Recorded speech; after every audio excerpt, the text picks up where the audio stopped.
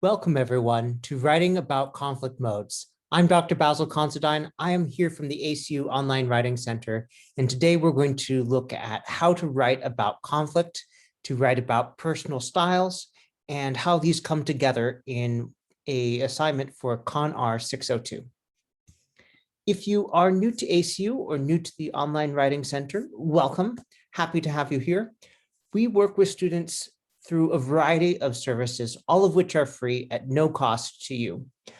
We work with students through webinars such as this on different course assignments, on different topics about different methods of writing and organization. We also work with students through appointments where you can submit a paper and get feedback from us.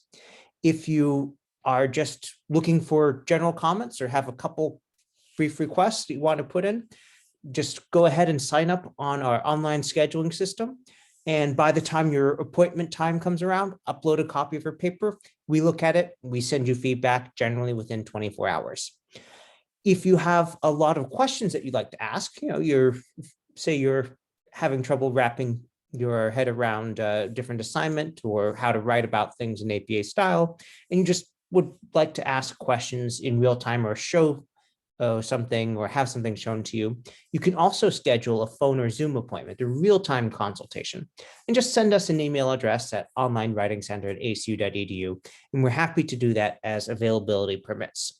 Generally, you're pretty good and pretty likely to get an appointment for there if you're not asking in the final week of the term. The final week, everyone's rushing to finish things up, and that often takes a little bit longer than other things. So, just keep that in mind. But if you're asking now in week 1, even all through week 6, we can probably accommodate you. Just send us a range of times that'll help us match you up with our team. We also have many resources on the Online Writing Center website, including a host of blog posts, sample papers, paper templates, and other resources. All right, some other things that you might be interested, depending on your program. If you're here in CONR, we have a number of recordings on our website that you might be interested. We also have a very rich suite of webinars coming up live this term. You can see a sampling of them here. I will be referring to our APA course paper template, which you can grab from our website. You can also find recordings of our webinars on our YouTube channel, and we have a blog with some special topic posts. Some things that you might be interested in if you are taking CONR 602, we do have a webinar that I taught about the week 2 assignment 4 about my identity. And that is available. You can go ahead and watch it right now or put it in your calendar to watch after you're done turning in this week's assignments. And then faculty from the CONR program have strongly recommended our paragraph writing in APA webinar. Now that recording comes from back when we were doing APA 6th edition, the main thing that's changed is that if you have a source of 3 or more authors now, you automatically abbreviate that to first author et al. So it's a really small change. All right, the main things that we're going to focus on today, and we're going to end things a little bit early because I know that there are real-time sessions that many of you will want to be attending. So we're going to look at CONR 602's week 1 assignment 2, my thoughts on conflict, and some related resources, tasks, and how to take this assignment, which is for a, not short paper, and how to use the assignment instructions to craft a really flowing and well-organized outline that sets you up to do all the things the assignment requires. Okay. Let's talk about that assignment. Now, this is assignment 2, but it is one of 2 assignments that are due in week 1. The instructions say, write a reflection paper that does these things. Have an introduction. State what the reader will find in your paper. Generally, it's a good idea whenever you see an instruction like this to say, give a couple sentences that list the major content of the paper in the order that the readers will encounter it. So usually you'll start with at least an opening sentence that lays out, here's what the claim is, or here's the focus of the paper. In this case, you're writing about yourself in conflict modes. You state what you'll find, generally speaking, then go into the specific themes or sections that you're dividing your paper into. And then you're asked to discuss your own conflict style as you've determined this using two specific survey instruments. And there's some specific prompts to answer. What were your scores for these? To discuss any significant differences between the results, what the similarities show, and what from this you have decided or concluded your primary and secondary conflict modes are. And then they ask you to write about your reaction. Was any of this surprising? Why or why not? And to give details as to why. Don't just say it was surprising, move on. Oh, this surprised me because I'd actually been working on this and I was recognized by my boss for doing that. So I was surprised to see that come up, for example. And then how, if at all, would you like to see your conflict style changed? And why or why not? Now, there's no right answer and no wrong answer there. It's what do you state and how do you explain why that's important to you? So you might be in a place where you have a conflict style that's working really well for you and just has been, and you're saying, good, I want to be a little bit better informed and everything, but I'm pretty much looking to keep doing that. Or you could look and say, well, I have been doing this, but it's not working for everyone or everything that I want it to. So I am working on some more stuff. You're also asked to describe a scenario, a conflict that occurred in your own life. This could be in your personal life or workplace. And there are these specific prompts. First, give a brief description of the event. Second, talk about employing your primary conflict mode. Did you do it or not, and why? Then, okay, what style did the other party or parties use, and how did that affect what happened? And then to honestly state, how did you and the other party do things that made this conflict escalate? And what was the ultimate result? Leading to how, if at all, will the knowledge of your primary conflict mode affect your response to future conflict? Then, after this kind of personal narrative and assessment, it asks you to reflect on the reading from the course. What section or sections of this week's reading impacted you the most? Explain. And then to discuss a specific instance, a specific part of one of the chapters, the lens metaphor, and describe an experience in which a misinterpretation of your actions or words, someone else looking at your things, the different lens than you intended, led to a conflict. And then flip that and talk about how you misinterpreted someone's words or actions and led to conflict. And then a conclusion, wrap things up, give us a brief summary of all those things. And all of this should be in a paper that has a cover page, as all papers in APA style should, that is 1,800 to 2,000 words. Now, I get a lot of questions about, well, what does that mean in practice?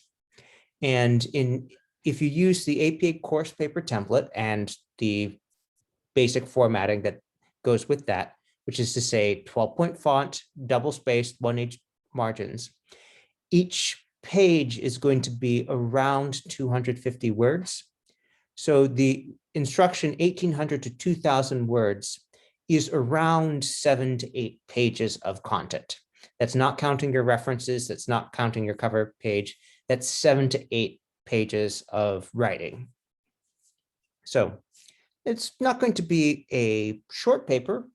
It's also not going to be super long, but it is long enough that you want to be organized and make sure you do everything and that you know where you can go into more detail. And then just to be clear, your instructor says, okay, don't include these things in your word count. Include a subheading for each rubric line. Okay, we'll talk about what that looks like later. Don't quote in this paper. APA style allows you to use quotes so long as you appropriately introduce and discuss them and cite them. But in this particular assignment, the instructor is saying, do not quote your sources. And so if you are going to be referring to, you're going to paraphrasing or summarizing, including citations to say that's where the information came from, and including a reference on the references page. And double spaced as you do in APA style, 12-point font. And they even say, oh, here's a related resource where your instructor said, here's a video that provides an overview of reflective writing. Now, because this is the start of the term, you may not have read all of the announcements yet or read everything in the course discussion. So I will go ahead and tell you there is an announcement for this course that if you read it, you'll find that the instructor is referring to this video and talking about one particular thing. And here we have the grading rubric, which is a good way of double checking to make sure you get all the things that your instructor wants you to do. It's a good way of making sure that you have labeled things, because usually this will be listing things that should be in sections on their own. And it's also a model for how your instructor will be going through grading your paper and hopefully just checking off, okay, you've done all these, got an introduction, great. Gives the survey results, great, check. Reflecting on the conflict, they summarize it briefly. Do they talk about the primary conflict modes, how they made it escalate, et cetera, et cetera.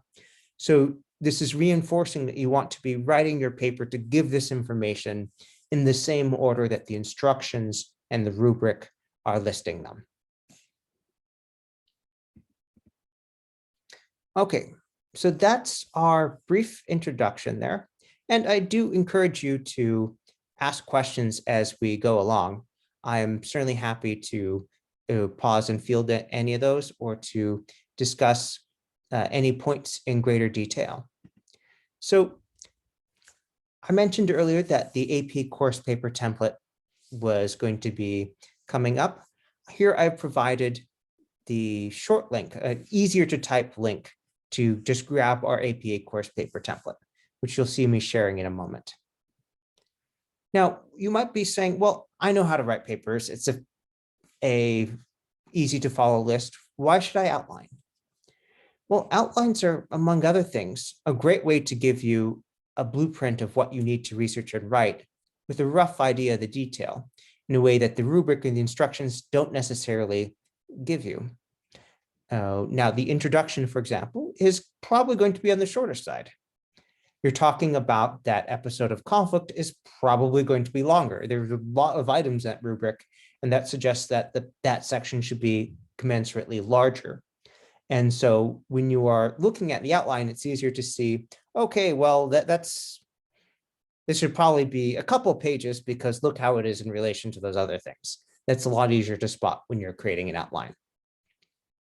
It also, when you get into longer and more complex papers later in the program, these also make it easier and faster to test ideas and restructure your paper. They're a convenient and fast way of getting feedback, which is helpful when you have a very busy instructor, as many of our faculty everywhere are, because they can look at it at a glance and see, okay, this is going on the right direction, or hold on, you're going and listing things that aren't in the rubric. And the more specific and detailed your outline is, the faster and easier it's going to be for you to do the research and writing, especially if you start writing and say, oh, I need a source to back me up here. And then when you go and do the reading, you can say, oh, yeah, I need a source just like this. All right, I'm going to go ahead and add that citation to my outline and then to the sentence I ultimately will write. And again, I do recommend that you do the outline before you do the week's reading, because if you've already done up a draft outline, you know what kinds of things you need to collect for sources and then mark those off as you go, rather than having to read once, read the assignment instructions, and then go back and reread or rewatch the material again. All right. Now, the instructor left a couple notes about citations and references. So let's talk about that a little bit. APA style requires that all cited published sources be listed in your reference section. And published can be understood generally as made available so that other people can access it. So if you were doing an interview with someone, unless you went and put the interview transcript or recording online or published in a newspaper, things like that, it would not be available to other people. So that would be considered a personal communication and not something that you would then put in your references list because other people couldn't go and look it up and retrieve it. Now, all sources listed in your reference section, which should be all the published ones that you've cited, all sources listed in your reference section must be cited in the body of your paper. But you can cite unpublished works that don't appear in your references because they're not published. So for this assignment, everything that you are going to be referring to is published in some shape or form. And so you should have a direct match between your citations and your reference list. Later assignments, that will not always be true. Sometimes you will be asked to interview other people or communicate with them via email, and those would go in those personal communications that you cite but don't appear in your references list. So for this particular assignment, there are a couple resources that your instructor has specifically said to use. One of these is the Hawker and Wilmot text, Interpersonal Conflict. And you have reference information here. And I just want to point out that what we have on the sheet is not strict APA style.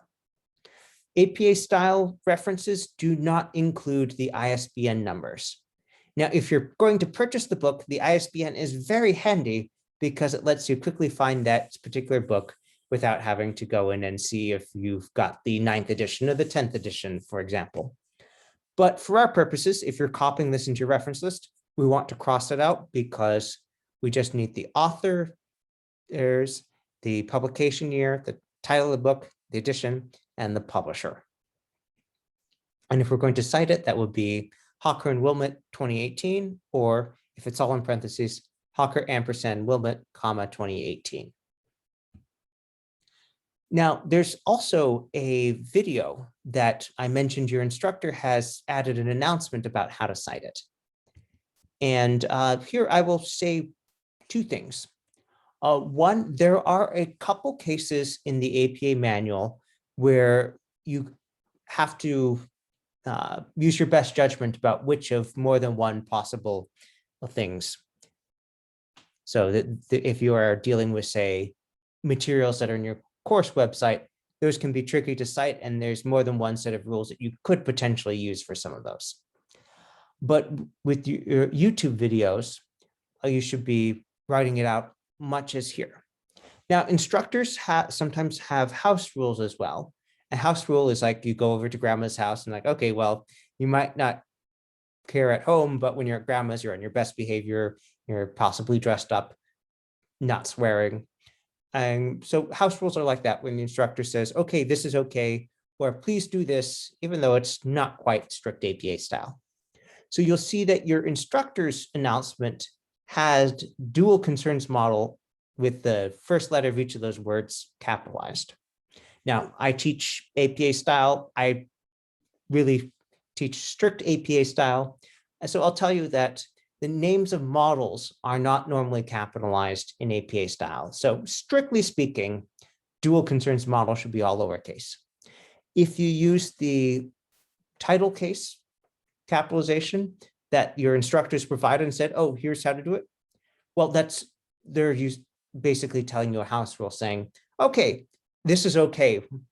And you'll find that a lot of journals have a house rule like that, where because they want these proper nouns and names of models to stand out, they use title case. It just so happens that APA style says not to do that, and journals decide their own thing for their readership. All right, so if we are using material that is not published, like your style survey results that we'll be referring to, that is a very important thing to do. Just one moment.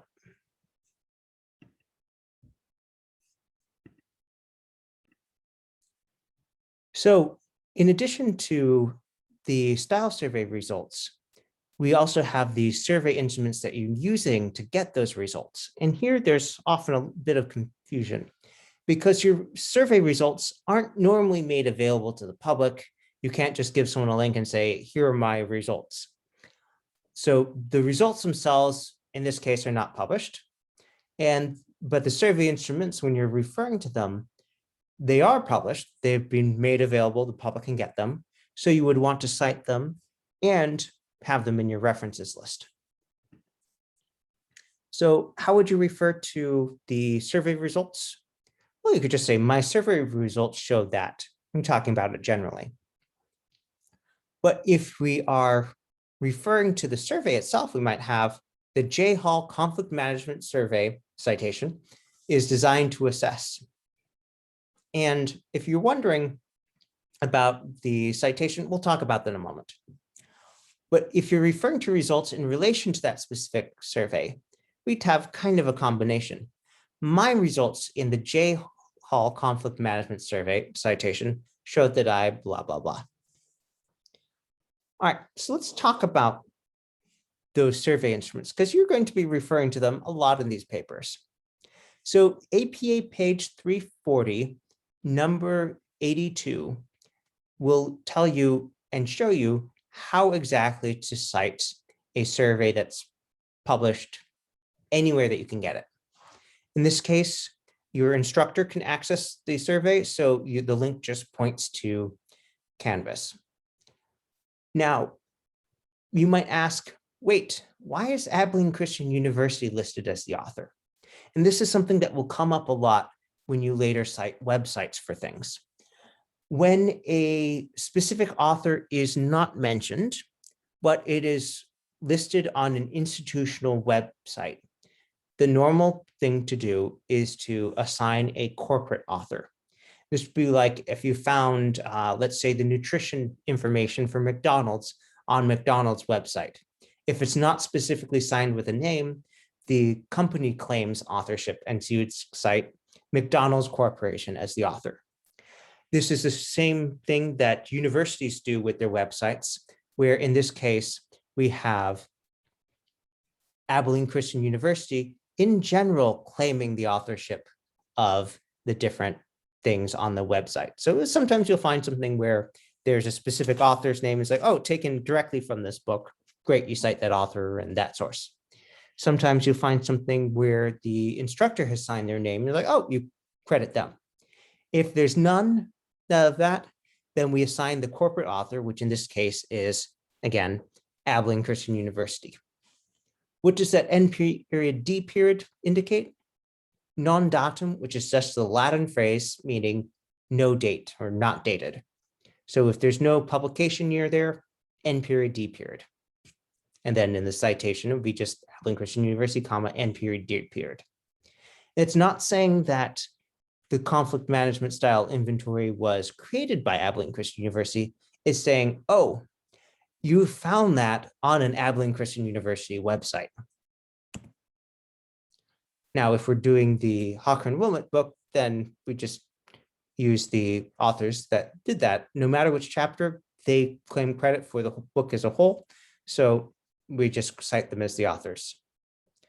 At this point, we're going to switch over to that template, and I'm going to talk about how we might go about the outlining.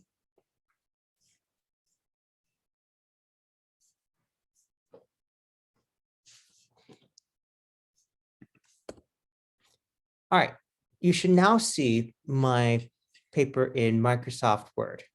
So this is a blank template. And the first time you use this, you might want to go ahead and read the instructions on the side and watch the how-to videos. But if you've done this before, you probably just want to clear those out. So here's how to do that quickly. On the ribbon, go from Home on the left side to Review, and then select Delete all comments, and they're gone. So you can just start filling in your information, like the title of your paper, your name. Go ahead and put in mine. Now, the title of the paper, you don't need to be fancy. What you do need to be is informative. So in this case, what is our assignment? Well, this is the My Thoughts on Conflict assignment. So you could just write that. There's nothing wrong with it. You might replace it with something more descriptive later, but we'll start with just getting that out. And if you are not told by your professor to include an abstract page, just go ahead and delete that. And I'll go ahead and delete the rest of these placeholders.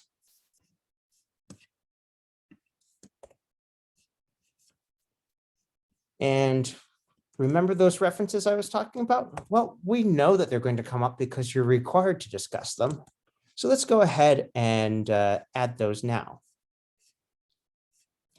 Now, if you are not familiar with APA style because you haven't used it before, or if it's been a while, so one of the things you want to do is make sure that these entries are sorted alphabetically by the first author's last name. In this case, Abilene A goes early in the alphabet. And then if we went and got the Hawker and Wilmot text, that will go after that because H comes after A. You can go ahead and select keep source formatting, and you get that. We don't want that. You do keep text only, you miss that. What we really want, we've got everything except that hanging dent, that being bumped in 1/2 inch. So when I look at it closer, I see, oh, well, actually, this isn't part of the reference. This is just the example citation. I copied that by accident. All right, no problem. That's the complete entry there. And oh, wasn't there another source that we were using? The video. Yes, the reflection video that the instructor referred to and provided a model for using. So I paste that in and see, oh, whoops, that actually goes before H. All right.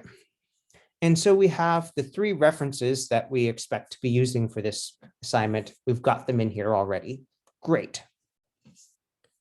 The next step is to start building an outline. And I'm going to go ahead and I'm just going to use the bulleted list tool here and going to start plugging things in.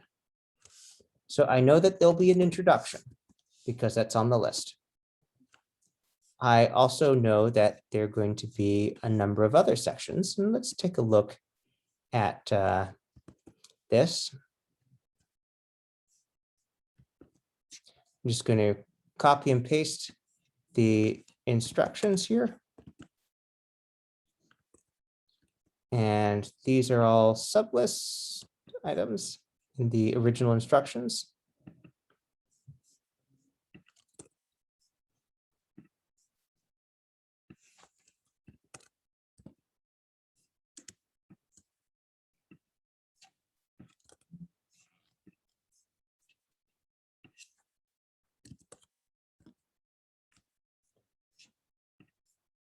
Now, just looking at this, I see that there are some larger divisions here that should get headings. And something to keep in mind is that APA style explicitly says, do not include a heading called introduction. If you're starting the paper, we know it's the introduction. That's what you do at the start of the paper. So we won't put in a heading for that. But for these other ones,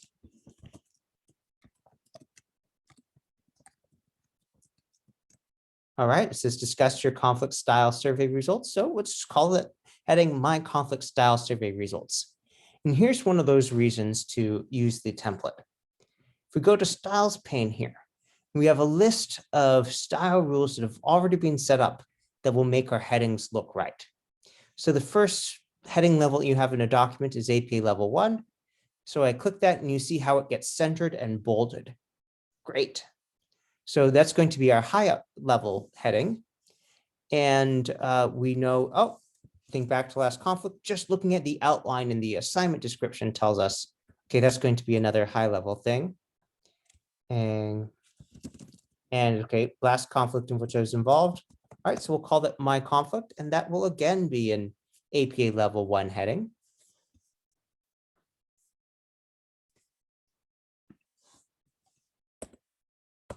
Okay, how will the knowledge of your primary conflict mode affect your response to future conflict? All right, I'm going to call that my response to future conflict. And then again, I apply the APA level 1 heading And there we go. And there's also going to be conclusion. Now, unlike introduction, conclusion can get a heading here. All right. So if we were to look back at the rubric and the particular instructions at the end,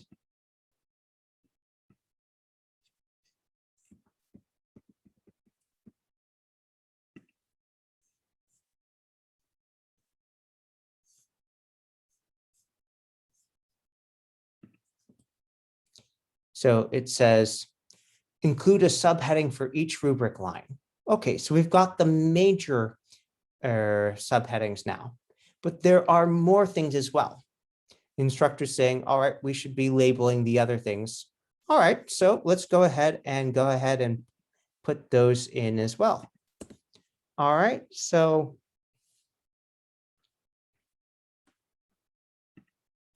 if you're going to add those, okay, most impactful sections, all right, APA level 2.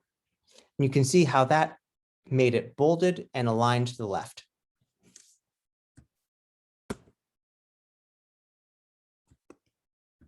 All right, now with the lens metaphor, I think that this is functionally one thing, because this is the introduction, and then this is asking you to write about it.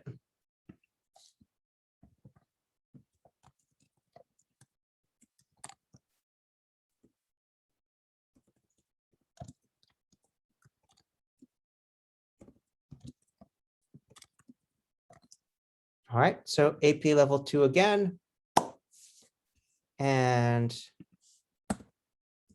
we'll call this one in misinterpreting others' words.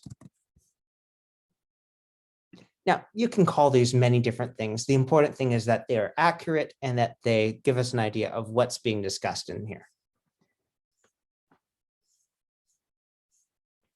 All right, now we did that for the response to future conflicting. You can go ahead and do this for the other sections as well.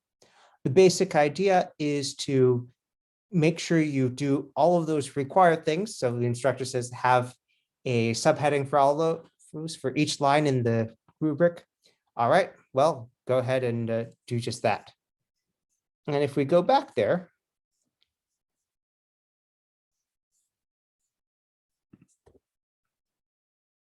okay, a subheading for each rubric line. So if we go look at that rubric, we see, okay, most impactful, experience of being misinterpreted, experience of misinterpreting. Oh, well, if you want to make it really easy for your instructor to say, okay, yes, I see they have all that information. They have that section. They're doing the things you want. You can, and I would say should, align your headings with that rubric. So this is not saying you have to do it 100% of the time, but it makes life easier for instructor. They can see, oh, it's that thing. And that's not a bad thing. So here we see, okay, experience of misinterpreting, experience of being misinterpreted. Okay, well, I'm going to go back now and I'm going to rename some of my headings.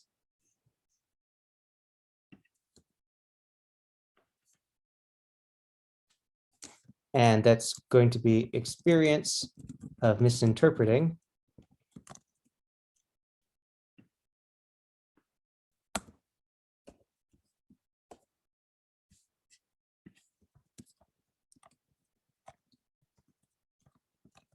And so on and so forth. So because I know many people are preparing to go to a lecture and some people are coming right from work and may not have eaten, we're going to end there. But feel free to visit the Writing Center again. We are open all term and between terms. You can send us a request for feedback. You can request a webinar. You can attend any of our many webinars. And even if you can't, we always record them and post it to the website. So I hope that's been helpful. Have a great rest of your evening, and I will bid you